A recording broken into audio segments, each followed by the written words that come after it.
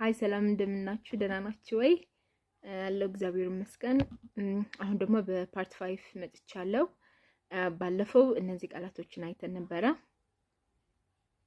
አሁን ደግሞ አዳዲስ ቃላቶችን እናያለን።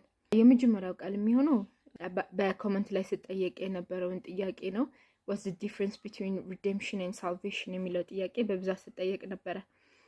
redemption and salvation ሁለቱም ድህነት የሚል ትርጉም አላቸው። እሺ ትርጓሜያቸው ያው ድህነት ነው፣ ግን by who and how በሚለው ጥያቄ ላይ ነው ልዩነት የሚያመጡት።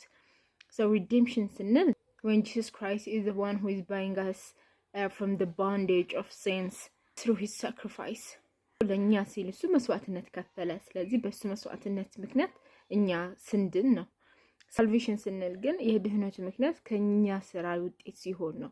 ንስሐ በመግባት ቅዱስ ቁርባን በመቀበል በጎ ስራ በመስራት ለሰዎች ቅንነትን በማሳየት ሐዘኔታ በማሳየት ለኛ እንዲደረግልን የምንፈልገው ነገር ለሰዎች በማድረግ የምናገኘው ፍጹም ድህነት እሱ ምን ይባላል? salvation እንለዋለን። እግዚአብሔር በስራችን ምክንያት የሚሰጠን ድህነት ማለት ነው salvation። ራሱ በቤዛነት አሳልፎ ሰጥቶ እኛን ያዳነን ግን redemption እንለዋለን። የኛ ያክል ቀላል ነው ልዩነታቸው። አሜን። በሁለተኛነት የምናየው ቃል ደግሞ revelation ይሆናል። revelation ካልን ማለት ነው ራእይ ማለት ነው። it is a way where God makes his truth known to humans።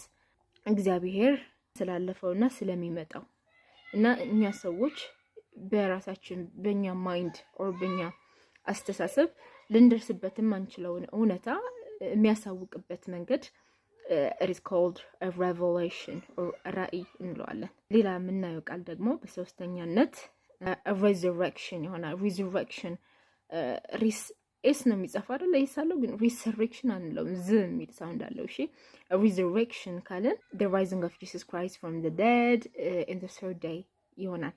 የማለት ኢየሱስ ክርስቶስ ስለኛ ብሎ ተሰቅሎ በሶስተኛ ቀን መነሳቱን የሚገልጽ ነው። so resurrection means ትንሳኤ or መነሳት፣ በሶስተኛው ቀን መነሳት የሚለውን ትርጓሜ ይኖረዋል።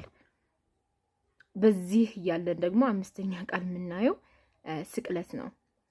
so resurrection ትንሳኤ ካልን፣ በሶስተኛው ቀን መነሳት ካልን፣ ስቅለቱ ደግሞ crucifixion እንለዋለን። ስቅለት ደግሞ crucifixion እንለዋለን። the crucifixion of Jesus Christ ካልን ይሄ ኢየሱስ ክርስቶስ ስቅለት እያልን ነው ማለት ነው።